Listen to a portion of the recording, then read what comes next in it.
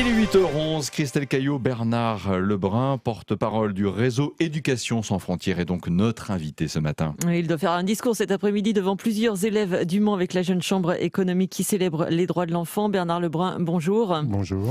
Quel est le message que vous souhaitez faire passer à ces jeunes cet après-midi ?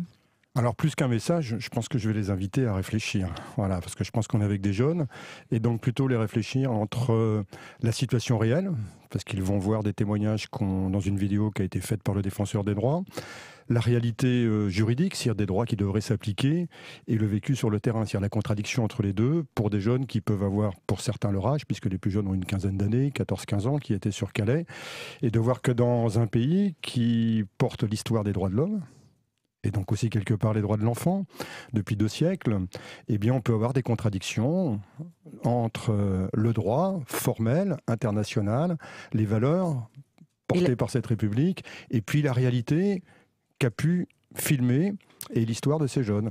Et je pense qu'il faut les amener à réfléchir sur ça. Alors justement, vous avez fait une action hier devant le tribunal du Mans. Plus de 150 personnes étaient présentes. C'était pour défendre qui et quoi hier soir ? C'était pour défendre une personne particulière, mais derrière elle, je pense beaucoup de monde. Un paysan de la vallée de la Roya, la frontière franco-italienne, qui est poursuivi pour avoir revendiqué et hébergé 200 personnes qui traversent la montagne. Dans ces 200 personnes, il y en a aussi 57 qui étaient des mineurs. Donc des gens comme à Calais, un petit peu. C'est exactement la symétrie de l'autre côté. C'est des mineurs qui ne peuvent plus rentrer en France demander la protection, qui arrivent en France et que la police française repousse vers l'Italie où ils ne sont pas pris en charge. Donc des personnes, des adultes, un paysan, mais plein d'autres gens, les prennent en charge, leur viennent en soutien, et c'est ces personnes-là qui sont aujourd'hui poursuivies. On va revenir un petit peu plus en Sarthe. L'année dernière, on parlait beaucoup des migrants de Calais. Il faut savoir qu'il y a aussi beaucoup de mineurs isolés, vous l'avez souligné. Ils arrivent en Sarthe chaque semaine. Des personnes que vous aidez, quel est le constat que vous faites aujourd'hui ? Alors, on les aide dans la mesure où on les connaît et on les rencontre, puisque des jeunes mineurs qui arrivent doivent être placés sous la responsabilité du conseil départemental. Ça fait partie de ses missions au titre de la protection de l'enfance. Un certain nombre sont accueillis dans des associations qui ont délégation de services publics, mais un certain nombre peuvent être accueillis à l'hôtel, en attente. Mais nous avons constaté, lors d'une rencontre avec le conseil départemental récemment, et fait constater qu'un certain nombre de jeunes sont accueillis à l'hôtel, avec un accompagnement éducatif extrêmement réduit, je vais dire ça comme ça, c'est-à-dire peu. Un peu laissés à eux-mêmes, finalement ? Un peu laissés à eux-mêmes, c'est pas par mauvaise volonté, j'oserais dire, des travailleurs sociaux ou même des responsables de l'ASE, mais quelque part, il y a un manque de moyens, quoi. C'est-à-dire que quand il y a un certain nombre de jeunes, plusieurs dizaines qui sont à l'hôtel, ça devrait nécessiter un accompagnement éducatif à la hauteur du nombre de jeunes qui sont accueillis. Quels sont les profils de ces jeunes ?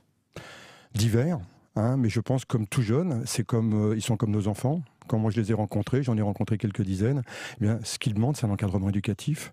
Quand vous dites jeune, c'est quoi ? C'est 15, 16, 17 ? Ça va de 15 à 17 ans, je vais dire ça comme ça, 17 ans et demi, 15 ans pour les plus jeunes. Et les origines, plutôt africaines ? Les origines, Afrique de l'Ouest, Afrique de l'Est, Irakiens, Indiens, Pakistanais, assez divers, mais essentiellement la Corne de l'Afrique ou bien l'Afrique de l'Ouest. Ils sont laissés peut-être parfois seuls dans des hôtels. Quel est le parcours finalement ensuite ? Comment se déroulent les différentes démarches ? Comment vous les accompagnez ? Alors, ce que je voudrais dire, c'est que d'abord, c'est un parcours très douloureux pour les jeunes qui arrivent ici. C'est des jeunes qui sont en souffrance et qui ont besoin d'accompagnement. Et je pense qu'il faut les prendre comme tels.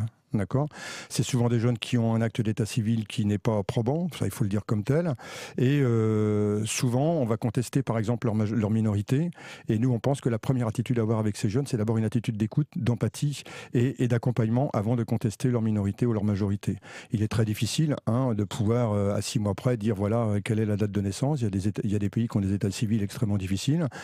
Donc il y a des fois l'accompagnement est satisfaisant et il y a des fois l'accompagnement est insuffisant. Est-ce qu'il y a de la place pour accueillir tout le monde aujourd'hui ? Je pense que cette question-là est une question importante.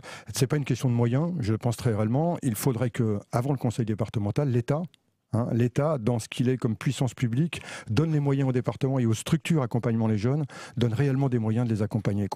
On se rend compte que l'État, que ce soit sur les jeunes mineurs ou que ce soit sur les adultes réfugiés, les moyens sont toujours parcimonieux et on est toujours dans une course à l'urgence. Et il faudrait anticiper et débloquer des moyens nettement supérieurs à ce qu'il y a, bien avant que les problèmes se posent. Parallèlement, est-ce qu'il y a plus de reconduite à la frontière de ces mineurs qu'avant ? Il y a un risque, là je viens de découvrir par exemple un dossier, il risque d'y avoir des précédents dans ce département où la contestation de la minorité peut aboutir à des expulsions extrêmement rapides sans que les jeunes soient au courant de leurs droits. Je viens de soulever un lièvre aujourd'hui, je pense qu'on va essayer de prendre ça en compte d'ici ce soir, mais je pense que nous sommes face à des urgences où, face au nombre de jeunes qui arrivent et l'insuffisance des moyens qui sont débloqués, nous ne voudrions pas que les solutions trouvées soient les solutions judiciaires au détriment des jeunes. Bernard Lebrun, en un mot, vous avez un discours quand même assez politique. Vous comptez vous engager dans la campagne, notamment des législatives ? Et je pense que dans la campagne des législatives, a priori je ne suis pas candidat, je suis un militant connu sur cette ville pour m'engager totalement sur la valeur, sur un certain nombre de valeurs et de défense des droits, et j'y tiens beaucoup. Je pense que le discours politique souffre d'une chose aujourd'hui, c'est cette contradiction formelle entre un discours porté et la réalité des politiques. Et sur les jeunes mineurs étrangers comme sur les demandeurs d'asile, nous avons un discours extrêmement contradictoire entre une république soi-disant accueillante et quand elle laisse les gens dans la rue et qu'elle ne les accueille pas, et bien entendu la pratique républicaine est néfaste. Bernard Lebrun, porte-parole d'RESF en Sarthe. Merci à vous, bonne journée.